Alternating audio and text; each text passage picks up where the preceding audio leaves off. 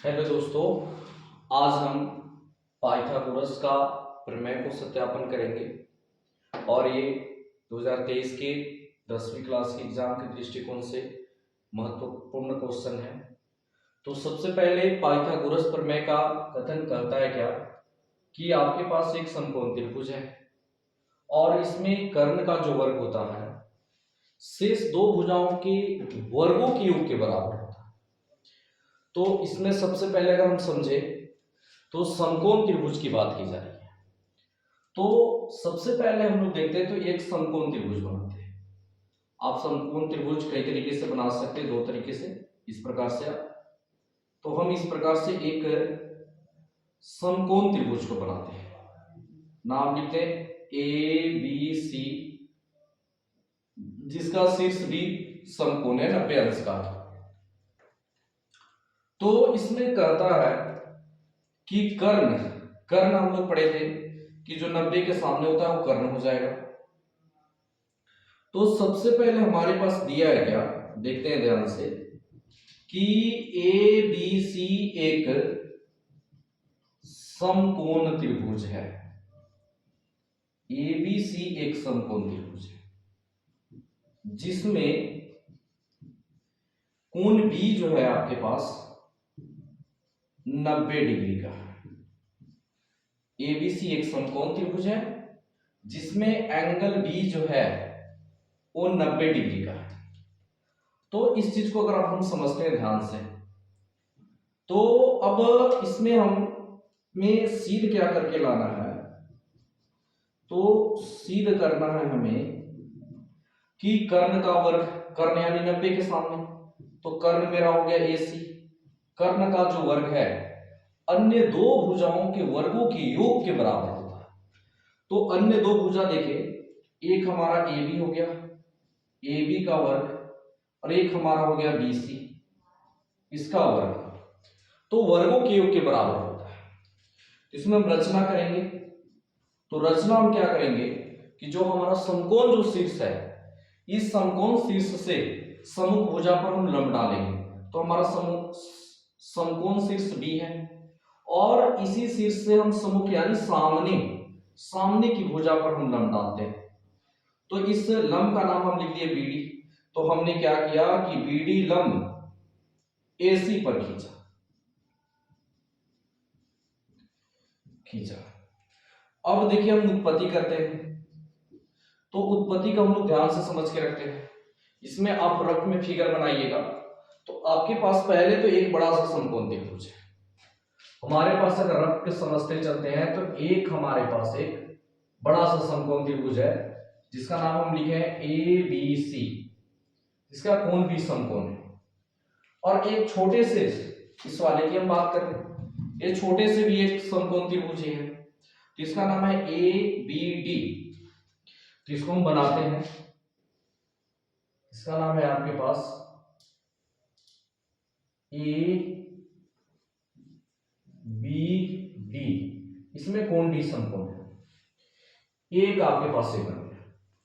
पुनः आप एक त्रिभुज को बना लीजिए बड़े वाले को। तो इस प्रकार से बनाते हैं BAC, B 90 आपका, एक इधर से आपके पास बन रहा है, इसका नाम है यहां पे D जो आपका समकोण है, ऊपर B और यहां पर C है।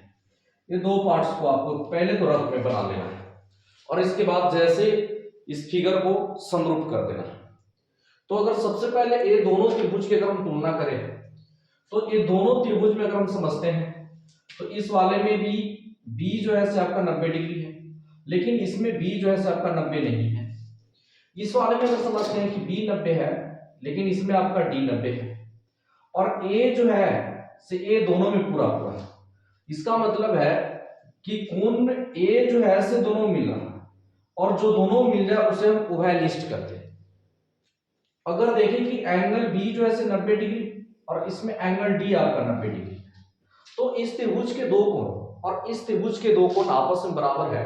इसका मतलब है कि इस त्रिभुज के तीसरा भी जो कोण है वो आपस में बराबर है। अगर आप नाम शुरुआती समय ही अगर समझ कर लिखते हैं तो बनाने में और आसान होगा। तो अगर इसका हम नामकरण करते हैं ABC, तो सबसे पहले हम लिखेंगे कि त्रिभुज ए बी सी तथा, तो इसमें हम समझे कि ए और ए उभयनिष्ठ था, तो ए आपने शुरू में लिखा है, तो उसमें भी हम सबसे पहले ए को लिखेंगे। इसमें हम देखें तो बी पर 90 है, तो 90 इस पे डी पे है, तो डी को लिखेंगे। बच गया हमारा सी, और इसमें देखिए बच गया बी। तो इस प्रकार से हमें लिखना चाहिए। तो त्रिभुज ए बी सी तथा त्रिभुज ए डी बी में अगर हम चले तो पहले ही हम लोग समझे कि इसमें ए और इसमें ए, माने कोण ए और कोण ए दोनों बराबर है, यानी उभयनिष्ठ है, एक ही कोण दोनों में है। तो एंगल ए दोनों में है, अगर जब दोनों मिल जाए तो उस चीज को हम बोलते हैं उभयनिष्ठ। एक और देखें तो इसमें जो कोण बी है वो हमारा 90 डिग्री का है, और इसमें कोण जो डी है वो 90 डिग्री का है। तो इसमें लिखेंगे कि एंगल बी और उसमें एंगल डी ये दोनों बराबर हो गए 90 डिग्री। तो इस त्रिभुज और इस त्रिभुज में जो संबंध मिल रहा है कि इस त्रिभुज और इस त्रिभुज के दो दो कोण बराबर है, इसलिए त्रिभुज हम कहेंगे कि ए बी सी समरूप है त्रिभुज ए डी बी, और दो जब कोण बराबर है तो एंगल एंगल समरूपता के नियम से। अब अगर जब त्रिभुज समरूप हो जाए तो सबसे पहले आप कीजिए कि कर्ण को ले लीजिए। तो कर्ण अगर इसमें देखा जाए, या आप ए बी को भी ले सकते हैं, ठीक ना। तो अगर देखा जाए सबसे पहले अगर हम लोग बात करते हैं तो इस त्रिभुज ए बी सी कर्ण इसका ए सी है, तो इसमें लेते हैं कर्ण ए सी। अगर जिस आधार पे इसमें लिखते हैं उसी आधार पे, तो ए आपका शुरू में, सी अंत में है। नाम अगर आप सजा के लिखें तो ए का स्थान पहले है, सी का स्थान अंत में है, तो इधर से बी का स्थान अंत में है। तो ऐसे भी पता चल रहा है कि 90 के सामने कर्ण ए बी है, तो कर्ण के बटा में कर्ण को रखेंगे। अब अगर हम लेते हैं यहाँ पे देखेंगे कि बटा में क्या है आपका ए बी है, तो आप ए बी को लेकर चलिएगा। तो ए बी इसमें शुरू में है, तो आप पहले वाले त्रिभुज में भुजा ए बी को ले लिए जो शुरू में है। तो इस वाले में जिस प्रकार से इसमें चले देखा देखी करना है, तो इसमें हम एडी को ले लेंगे, देखा इसकी काम करना, जैसे ये चलेगा उसी प्रकार से हम इसको चलाएंगे। तो इसमें हम एडी को ले लेंगे, क्रॉस मल्टीप्लिकेशन कर देंगे, तो ए बी में ए बी से हम किए तो ए बी स्क्वायर, और इसमें करेंगे सेम नहीं है तो ए सी गुने ए डी हो गया, समीकरण इसको हम एक मान लेंगे। अब इसी प्रकार से ये दोनों त्रिभुज को हम तुलना करेंगे, तो हम लोग लिखेंगे कि त्रिभुज ए बी सी तथा, तो देखें कि इसमें जो ए है इसमें ए मिल ही नहीं रहा, ये तो आपका ऐसे ही नहीं मिल रहा। इसमें एंगल बी जो है इसमें एंगल डी, क्योंकि दोनों 90-90 बराबर हो गए। अब इसमें देखा जाए बी सी दोनों में पूरा पूरा है, इसका मतलब जो दोनों में मिल जाए उसे हम क्या कहते हैं, उभयनिष्ठ करते हैं। तो सी दोनों में मिल रहा है, सी उभयनिष्ठ हो गया आपका। तो इस त्रिभुज में देखिए ए बी सी, तो ए जो है इसमें नहीं, कहीं नहीं है, तो इसमें बी और डी मिला, सी के मिला, तो बी इसमें नहीं मिला, तो मतलब नहीं मिलने वाला शुरू से हो रहा, तो इसका नाम लिखेंगे त्रिभुज बी से शुरू करेंगे।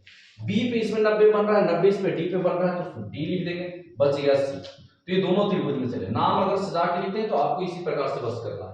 तो ये दोनों त्रिभुज में मिला है, तो सबसे पहले एंगल सी के है, दोनों मिल रहा है, तो इसको हम उभयनिष्ठ कर देंगे। और देखेंगे तो इसमें एंगल बी और उसमें एंगल डी आपस में बराबर है, यानी 90 डिग्री के हैं। तो इसलिए त्रिभुज आपके पास ए बी सी समरूप है त्रिभुज बी डी सी का, और वो भी क्या चाहिए, तो एंगल एंगल समरूपता के नियम से। अगर जब ये त्रिभुज समरूप हो गया तो इसके भी संगत भुजा को समानुपाती कीजिए। तो सबसे पहले आप कर्ण को लेते हैं, तो कर्ण शुरू और अंत में, कर्ण इसमें कर्ण शुरू और कहां हो जाएगा, अंत में। देखा इसकी काम करना और कुछ नहीं करना, बीसी। अगर देखिए बीसी आ गया तो बीसी देखिए इसमें लास्ट में है, तो इसके ऊपर बीसी लिखिए, ये देखिए इधर से इधर लास्ट करना, तो इसको इधर से इधर लास्ट कर दीजिए, डीसी। क्रॉस मल्टीप्लिकेशन कीजिए, बीसी में बीसी से कीजिए, बीसी स्क्वायर हो जाएगा, एसी गुने डीसी हो जाएगा, समीकरण 2 मान लीजिए। तो समीकरण 1 और 2 को जोड़ दीजिए, तो समीकरण 1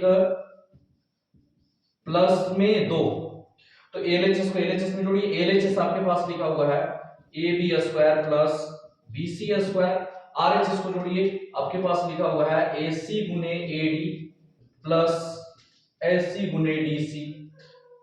तो इधर लिखते हैं कि AB का स्क्वायर प्लस BC का स्क्वायर, AC दोनों में से बाहर निकाल देते हैं, आपके पास बचा AD प्लस में DC। अब इस चीज को हम समझें तो यहां पे जो आपके पास बचा कि AB square plus BC square बराबर AC निकल गया आपके पास बाहर, यहां से जो बचा AD प्लस BC, देख लीजिए A से D तक, A से D तक, फिर D से C तक, तो टोटल जो हो गया A से लेकर C तक, तो ब्रैकेट खत्म तो गुना AC हो गया, आपके पास आ गया AB square plus BC square बराबर में आ गया AC स्क्वायर। तो सबसे पहले बहुत आसान तरीके से इसको बताया गया, समझने का प्रयास करना है कि आपके पास एक समकोण त्रिभुज था, आप रफ में फिगर बना लीजिएगा, दो जोड़ा फिगर बनेगा, एक समकोण त्रिभुज पूरा और एक इसके इस वाले भाग को ले लेना है, फिर इसमें पूरा समकोण त्रिभुज को और इस वाले भाग को लेना है। तो इस प्रकार से आपको देखना है कि दोनों में, इसमें कोण ए का उभयनिष्ठ था, बी और डी 90-90 डिग्री के थे। तो यहाँ पे पहले बताया कि एंगल समरूपता से दोनों त्रिभुज समरूप हो गए, और जब भी त्रिभुज समरूप होता है तो उनके संगत भुजा समानुपाती होते हैं। तो हमने क्या किया कि कर्ण लिए, कर्ण देखिए AC है शुरू और अंत वाला, तो जिस प्रकार से ये काम करेगा, जिस जैसे ये चलेगा उसी प्रकार से इसके देखा इसकी ये भी चलेगा। तो इसी प्रकार से किए तो पहला समीकरण आपका इतना आ गया। फिर अगर हम लोग देखें तो त्रिभुज BDC और उसके एक और त्रिभुज था आपका BDC और ABC में अगर चले तो ये भी एंगल समरूपता के नियम से हो गया।